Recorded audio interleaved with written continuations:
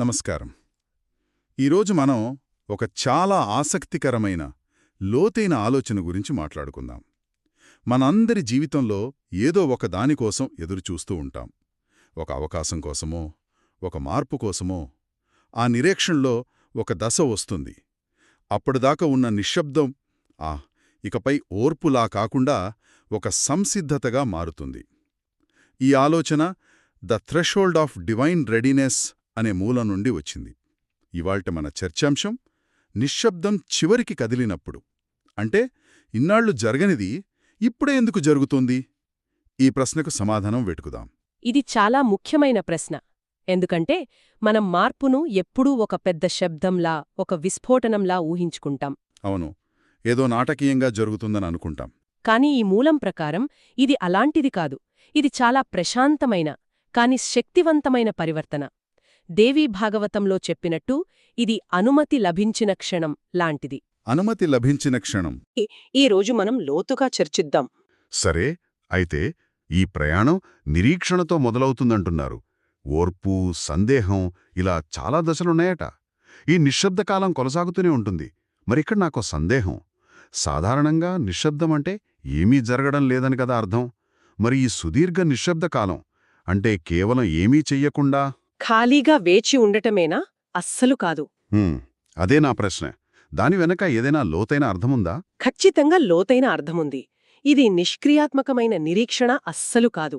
మూలంలో ఒక అద్భుతమైన వాక్యముంది. నిశ్శబ్దం సమతుల్యతకు చురుకైన సంరక్షకుడు కాగలదు. ఒక్క నిమిషం, ఇది నాకు కొంచెం గందరగోళంగా ఉంది. నిశ్శబ్దం చురుకైనది ఎలా అవుతుంది? అది ఎలా కాపాడుతుంది? తప్పకుండా. దీన్ని అర్థం చేసుకోవడానికి ఒక చిన్న ఉదాహరణ చూద్దాం. మహిషాసురుడిని దేవతలు ఎవ్వరూ ఓడించలేరు. అవును. అప్పుడు వాళ్ళు వెంటనే యుద్ధానికి వెళ్లరు. వాళ్ళేం చేస్తారు? తమ శక్తులన్నింటినీ ఏకం చేస్తారు. బ్రహ్మ, విష్ణు, శివుడు. అందరి శక్తులు కలుస్తాయి. అవును. ఆ శక్తులన్నీ కలిసి ఒక క్రమపద్ధతిలో ఏకమై దుర్గాదేవిగా రూపాంతరం చెందుతాయి. ఆ సమయం, ఆ ఏకీకరణ, బయటకు అది నిశ్శబ్దంగా కనిపించవచ్చు, కాని లోపల అపారమైన శక్తి కేంద్రీకృతమవుతోంది. అర్థమైంది. అదే ఇక్కడ మనం చెప్పుకుంటున్న చురుకైన నిశ్శబ్దం. అది నిష్క్రియాత్మకత కాదు, అది ఒక శక్తివంతమైన సంసిద్ధత. మార్పు సమయం డిమాండ్ చేసినందువల్ల రాదు. వక్రీకరణ లేకుండా సమతుల్యతను పునరుద్ధరించగల స్థితికి చేరుకున్నప్పుడు మాత్రమే వస్తుంది. అద్భుతమైన ఉదాహరణ. అంటే ఆ మార్పుకు అవసరమైన పరిస్థితులను, ఆ శక్తిని ఆ నిశ్శబ్దమే సృష్టిస్తోందన్నమాట. సరిగ్గా అదే. ఇది కేవలం వేచి చూడడం కాదు, ఇది సిద్ధపడటం. ఈ నిరీక్షణకు ఒక స్పష్టమైన ఉద్దేశముంది. అదే సమతుల్యతను కాపాడటం. అవును. అందుకే ఇక్కడ ఓర్పు అంటే కేవలం సహనం కాదు, అది ఒక చురుకైన ప్రక్రియ. ఒక వ్యవస్థలో ఆకస్మిక మార్పు వస్తే అది విధ్వంసానికి దారితీయవచ్చు. కాని ఈ రకమైన నిరీక్షణ అది ఒక స్థిరమైన, నిర్మాణాత్మకమైన మార్పుకు పునాది వేస్తుంది. మనం ఇంతసేపు నిరీక్షణ గురించి, దాని స్వభావం గురించి మాట్లాడుకున్నాం. ఇక్కడ మూలంలో ఇంకో ఆసక్తికరమైన విషయం చెప్పారు. మొదట పిలిచినప్పుడు ఉన్నవారు నిరీక్షించిన తర్వాత ఒకేలా ఉండరు. ఇది చాలా లోతైన మాట కదా. చాలా లోతైనది. అంటే కేవలం బయటి పరిస్థితులే కాదు, ఆ మార్పును కోరుకుంటున్న వారిలోనే ఒక పెద్ద పరివర్తన వస్తుంది. ఈ నిరీక్షణ కాలంలో వారిలో ఎలాంటి మార్పు వస్తుంది? వారిలో వచ్చే పరివర్తన చాలా లోతైనది. అది కేవలం మానసికమైనది కాదు, ఆధ్యాత్మికమైనది కూడా. మూలంలో చాలా స్పష్టంగా చెప్పారు.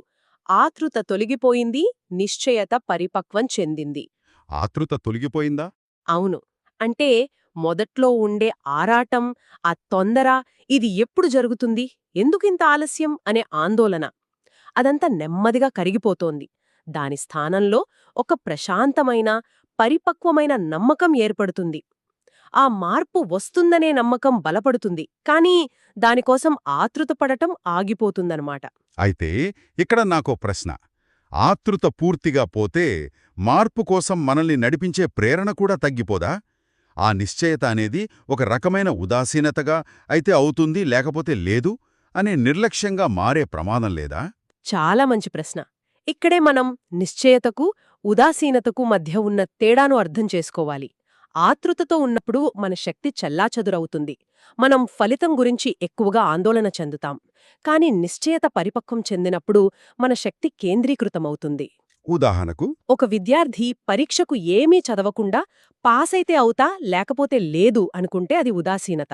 అదే విద్యార్థి సంవత్సరం మొత్తం కష్టపడి చదివి అన్నీ పూర్తి చేసి పరీక్ష హాల్లోకి వెళ్ళేటప్పుడు ప్రశాంతంగా ఉంటాడు. నిజమే. అతనికి ఆతృత ఉండదు. కాని తన సామర్థ్యంపై, తాను పడిన కష్టంపై ఒక నిశ్చయత ఉంటుంది. ఆ ప్రశాంతతే పరిపక్వత. ఈ అంతర్గత మార్పు, ఆ అనుమతి లభించడానికి తప్పనిసరి. ఎందుకంటే మార్పును సరిగ్గా నిర్వహించడానికి అవసరమైన స్థిరత్వం ఇప్పుడు వారిలో ఉంది. అర్థమైంది. అంటే ఆ కోరిక యొక్క స్వభావమే మారిపోతుంది. అది ఒక ఆతృతతో కూడిన డిమాండ్ నుండి ఒక ప్రశాంతమైన అంగీకారంగా, సంసిద్ధతగా మారుతుంది. కరెక్ట్. ఇది వింటుంటే నాకు గొంగళి పురుగు సీతాకోకచిలుకగా మారే ప్రక్రియ గుర్తొస్తోంది. అది కకూన్ లోపల కేవలం నిశ్శబ్దంగా వేచి ఉండదు కదా. ఉండదు. అది పూర్తిగా రూపాంతరం చెందుతుంది. ఆ పరివర్తన పూర్తయ్యాక అది బయటకు వస్తుంది. ఖచ్చితంగా. ఆ పోలిక ఇక్కడ సరిగ్గా సరిపోతుంది. ఆ మానసిక, ఆధ్యాత్మిక అనుసంధానం పూర్తయినప్పుడే బయటి ప్రపంచంలో కదలికకు మార్గం సుగమమవుతుంది. ఆతృతతో ఉన్న వ్యక్తికి శక్తినిస్తే దానిని తప్పుగా ఉపయోగించే ప్రమాదముంది. కాని పరిపక్వత చెందిన నిశ్చయత ఉన్న వ్యక్తికి ఇస్తే దానిని సమతుల్యత కోసం ఉపయోగిస్తారు. సరే, ఇంతసేపు నిరీక్షణ గురించి, నిరీక్షించేవారిలో వచ్చే మార్పు గురించి మాట్లాడుకున్నాం. అంతా బానే ఉంది. కాని అసలు ఆ క్షణం వచ్చినప్పుడు ఎలా ఉంటుంది? ఆ పెద్ద మార్పు మొదలైనప్పుడు దాని స్వభావం ఏంటి? మూలంలో నిశ్శబ్దం అకస్మాత్తుగా భగ్నం కాదు, అది మారుతుంది అనుంది. ఈ వాక్యం చాలా సూక్ష్మంగా అనిపిస్తోంది. అవునును. ఇది మనం ముందు చర్చించుకున్న అనుమతి అనే భావనకు నేరుగా ముడిపడి ఉంది. ఇక్కడ కదలిక అనేది బలవంతం కాదు, అది ఒక ప్రతిస్పందన. బలవంతం కాదు, ప్రతిస్పందన. అవును. ఈ తేడా చాలా ముఖ్యం. బలవంతమంటే ఉన్న వ్యవస్థను విచ్ఛిన్నం చేయడం. కాని ప్రతిస్పందనంటే ఇప్పటికే ఉన్న పరిస్థితులకు అనుగుణంగా, సహజంగా సమతుల్యతను పునరుద్ధరించడం. అందుకే అంత సుదీర్ఘ నిరీక్షణ, అంతర్గత అనుసంధానం అవసరం. తద్వారా వచ్చే మార్పు ఎటువంటి కొత్త సమస్యలను సృష్టించకుండా ఉంటుంది. దీని అర్థం చేసుకోవడానికి ఒక ఉదాహరణిస్తారా? వక్రీకరణ లేకుండా సమతుల్యతను పునరుద్ధరించడం అంటే ఏంటో కొంచెం. చెప్తాను. ఒక ఆనకట్ట నిండిపోయింది అనుకుందాం. గేట్లొక్కసారిగా బద్దలు కొడితే కింద ఊళ్ళన్నీ కొట్టుకుపోతాయి. అవును, అది ప్రళయం. అది వక్రీకరణతో కూడిన మార్పు.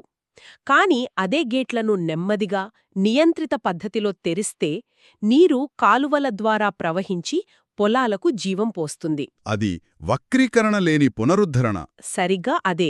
రెండింటిలోనూ మార్పు జరుగుతోంది. కాని మొదటిది విధ్వంసం సృష్టిస్తే రెండవది జీవితాన్నిస్తుంది. ఈ మూలం చెబుతున్న మార్పు రెండవ రకమైనది. అద్భుతం.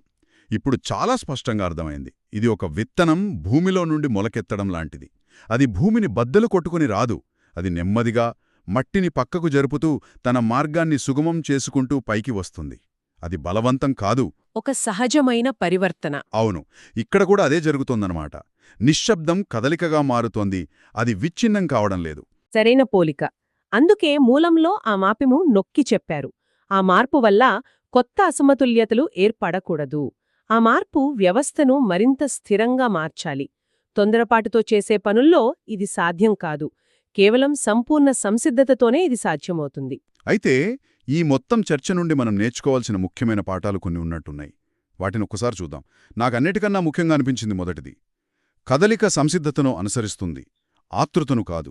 ఇది మనం ఒక కొత్త ఉద్యోగంలోకి మారాలనుకున్నప్పుడు కూడా వర్తిస్తుంది కదా. ఎలా?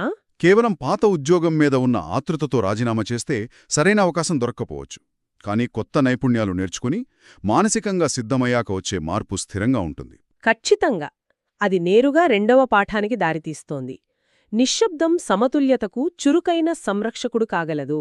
ఆ నైపుణ్యాలు నేర్చుకునే కాలం, ఆ సిద్ధమయ్యే సమయం బయటకు నిశ్శబ్దంగా కనిపించవచ్చు. కాని ఆ నిశ్శబ్దం మనని కాపాడుతోంది. తప్పుడు నిర్ణయాలు తీసుకోకుండా ఆపుతోంది. అవును. కాబట్టి నిశ్శబ్దాన్ని మనం సమయం వృధాగా చూడకూడదు. అది ఒక చురుకైన కాపాడే శక్తి అన్నమాట. ఇక మూడవ పాఠం, అనుసంధానం పూర్తయినప్పుడు మార్పు వస్తుంది. ఇది కేవలం మన ఆలోచనలు, చర్యల మధ్య అనుసంధానం మాత్రమే కాదు కదా, అంతకంటే పెద్దదనిపిస్తోంది. అవును. ఇది చాలా విస్తృతమైనది. ఇది వ్యక్తికి, విశ్వానికి మధ్య, మన కోరికకు, మన సంసిద్ధతకు మధ్య, అవసరానికి, సరైన సమయానికి మధ్య జరిగే అనుసంధానం. మనం ముందు చెప్పుకున్న దుర్గాదేవి ఉదాహరణలో దేవతల శక్తులన్నీ ఒకదానితో ఒకటి అనుసంధానమైనప్పుడే ఆవిడ ఆవిర్భవించారు కదా. నిజమే. మన జీవితంలో కూడా అన్ని అంశాలు ఒకే తాళానికి వచ్చినప్పుడు కదలిక సహజంగా సులభంగా వస్తుంది. చివరిగా 4వది, పునరుద్ధరణ తొందరపడదు. ఈ వాక్యం వింటుంటే ఏదో తెలియని ఓదార్పు లభిస్తోంది. నిజం. పునరుద్ధరణ అనేది ఒక సేంద్రియ ప్రక్రియ. అంటే ఒక మొక్క పెరిగినట్టు. అవును, దానికి దాని సొంత సమయం ఉంటుంది. దాన్ని మనం బలవంతం చేయలేము.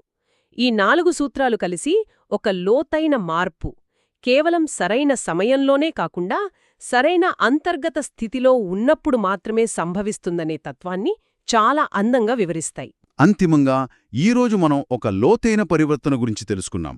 ఇది సుదీర్ఘమైన, రూపాంతరం చెందించే నిశ్శబ్దం నుండి సమతుల్యమైన, ప్రతిస్పందించే కదలిక వైపు జరిగే ప్రయాణం. ఇది నాటకీయత గురించి కాదు, సంపూర్ణ సంసిద్ధత గురించి. ఇది ఒక రాత్రిలో జరిగే విప్లవం కాదు, యుగాలుగా సిద్ధమవుతున్న ఒక ఉదయం లాంటిది.